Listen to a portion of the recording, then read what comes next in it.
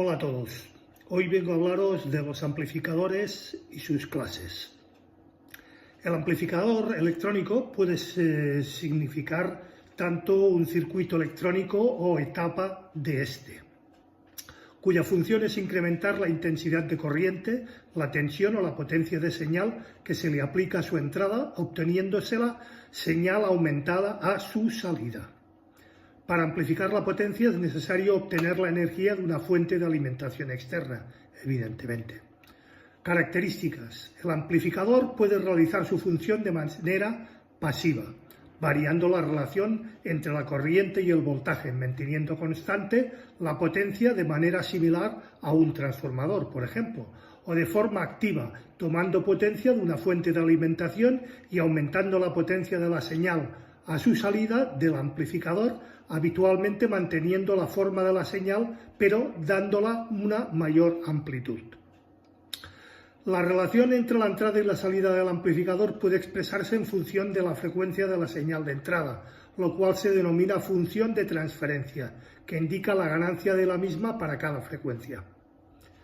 Es habitual mantener un amplificador trabajando dentro de un determinado rango de frecuencias, en el que se conformará o se comportará de forma lineal, lo cual implica que su ganancia es constante para cualquier amplitud de entrada.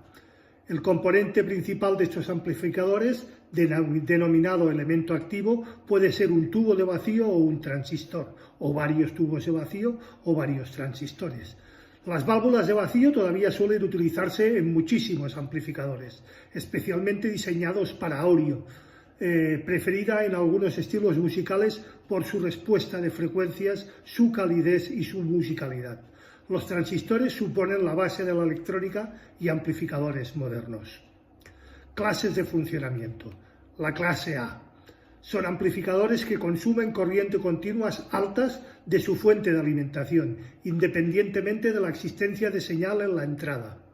Este amplificador presenta el inconveniente de generar una fuerte y constante cantidad de calor que ha de ser disipada, evidentemente. Esto provoca un rendimiento muy reducido al perderse una gran parte importante de la energía que entra en él.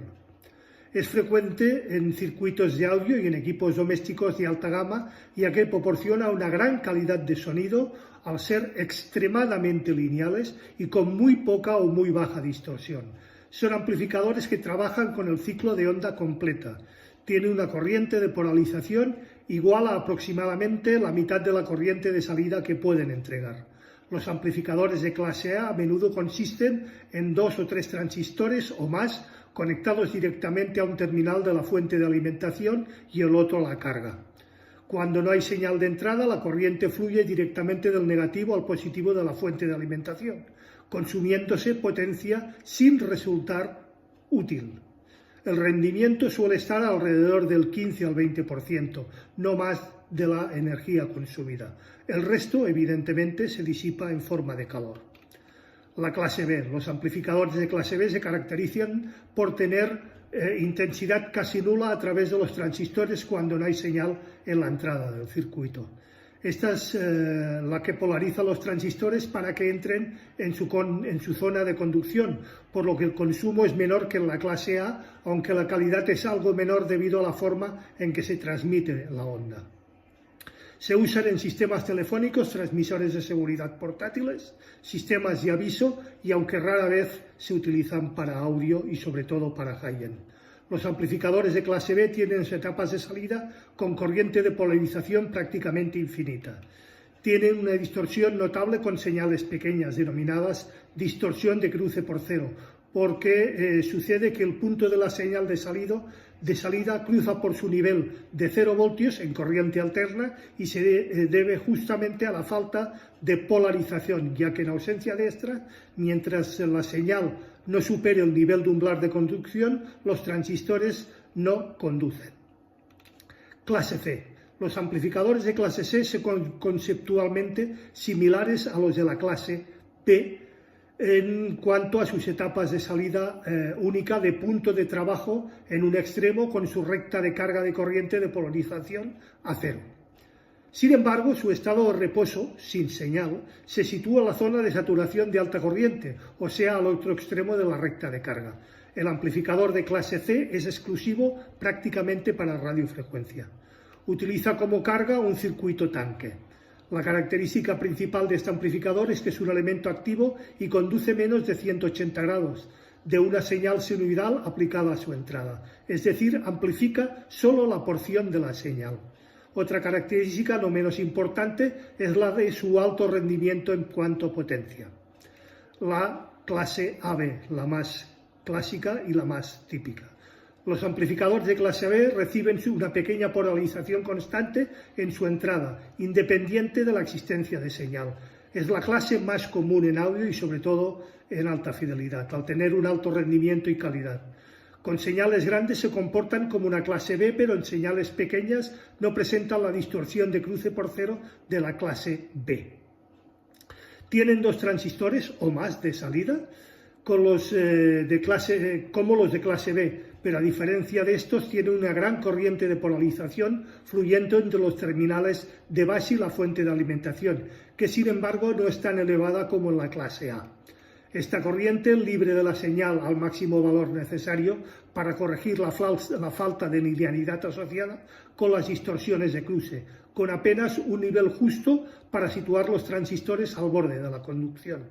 Este recurso obliga a ubicar el punto Q en el límite de la zona de corte y de conducción. La clase D, que no la clase digital, un amplificador de clase D no es un amplificador digital. Estos son y están ganando muchísima popularidad, sobre todo actualmente y últimamente. Los amplificadores de tipo D tienen un elevado rendimiento energético, superior en algunos casos al 95%. Teóricamente suelen extraer entre el 90 y el 100% de la energía que consumen, lo que reduce la superficie necesaria para los disipadores de calor, evidentemente, y por tanto el tamaño y peso general del circuito. Aunque con anterioridad se limitaban a dispositivos portátiles o subwoofers, en lo que a distorsión o ancho de banda no son factores determinantes, con tecnologías más modernas existen amplificadores de clase B para toda la banda de frecuencias, con niveles de distorsión similares o muy parecidos a la clase AB. Los amplificadores de tipo D se basan en la conmutación entre dos estados, con lo que los dispositivos de salida siempre se encuentran en las zonas de corte o de saturación, casos en que la potencia disipada con los mismos es prácticamente nula, salvo los estados de transición, cuya duración debe ser minimizada al fin de minimizar y maximizar el rendimiento. Esta señal conmutada puede generarse por diferentes formas, aunque la más común es por la modulación por ancho de pulso. Esta se debe filtrar posteriormente para recuperar la información de la señal, para la cual la frecuencia de conmutación debe ser al menos de 10 veces superior al ancho de banda de la señal. Los amplificadores de clase D requieren un minucioso diseño para minimizar la radiación electromagnética que emiten y evitar así las interferencias de los equipos cercanos, típicamente los equipos de banda de FM, por ejemplo.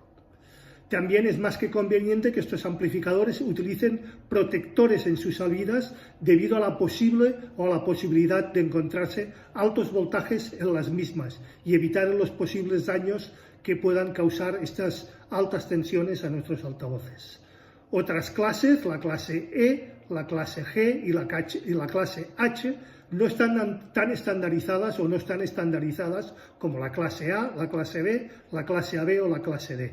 Se trata de variaciones de los circuitos clásicos, que dependen de la variación de tensión de alimentación para minimizar la disipación de energía de los transistores o válvulas de potencia en cada momento, dependiendo de la señal de entrada.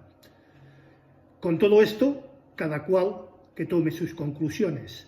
Si necesitáis más explicaciones, quedo abierto a cualquier consulta, duda, aclaración, cuestión o sugerencia por vuestra parte, que como siempre serán debidamente respuestos. Recordad, si os ha gustado, por favor, dale al like. Compartid el post, ayudaréis a que el canal crezca. Suscribiros si no lo estáis ya al canal. Y acordaros de darle a la campanilla gris para que YouTube os avise de cualquier novedad dentro del canal. Gracias y nos vemos el próximo viernes con un nuevo capítulo de A las 8 estrenamos. Hasta entonces, buen fin de semana y buena semana.